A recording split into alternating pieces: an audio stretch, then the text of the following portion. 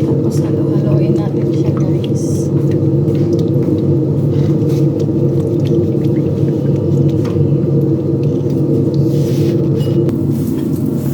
So, ito na guys, yung ating mixture.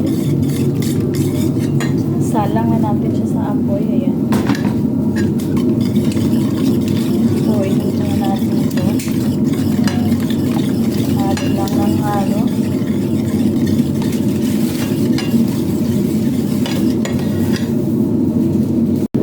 Ayan na siya.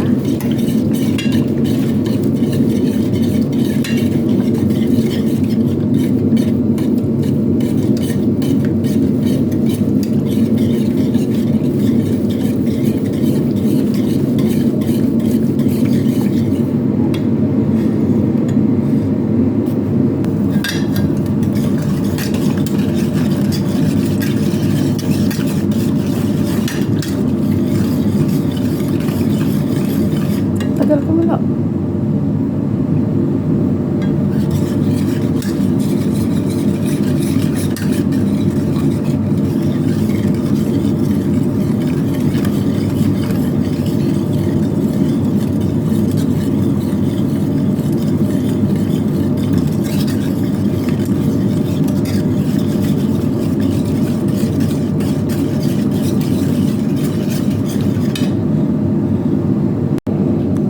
So, ayan, kumukulo na siya. Ilagay na natin ng paunti-unti yung ating cornstarch. Ayan na, bilis niya lumapot, guys.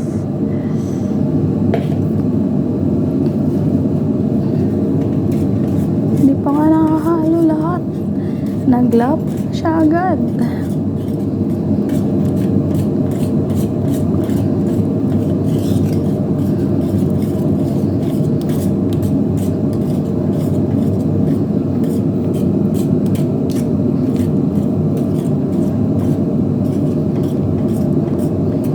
Yan na, mekas-mekas na, ano, ang ating Maha Blanca.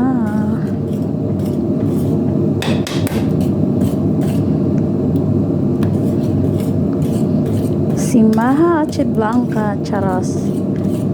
So, ayan, patay na yung natin yung ating, ano, apoy. Okay na yan siya. Ang ating Maha Blanca. Patay na natin yung apoy. So, ayan, patay na ang ating apoy.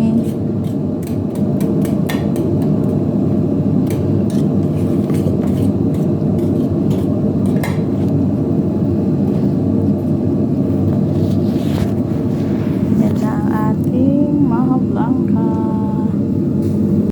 So, ayan guys, pinahiran na natin siya ng mantika para hindi kumapit yung ating Maha Blanca.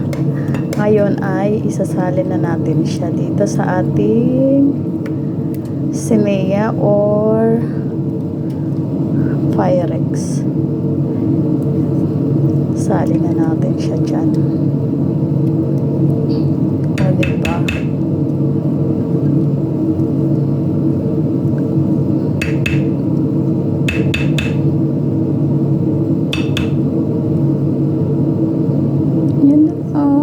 Maha Blanca.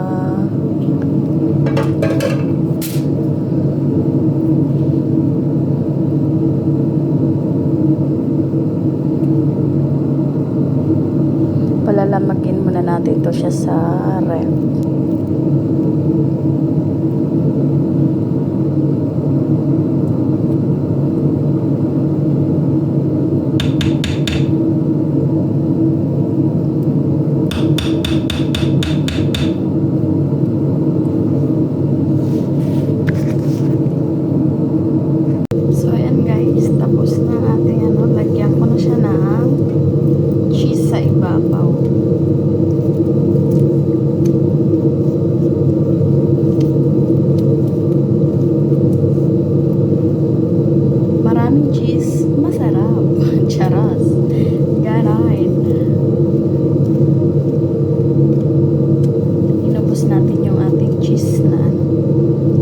cheddar cheese yung binili ko kahapon.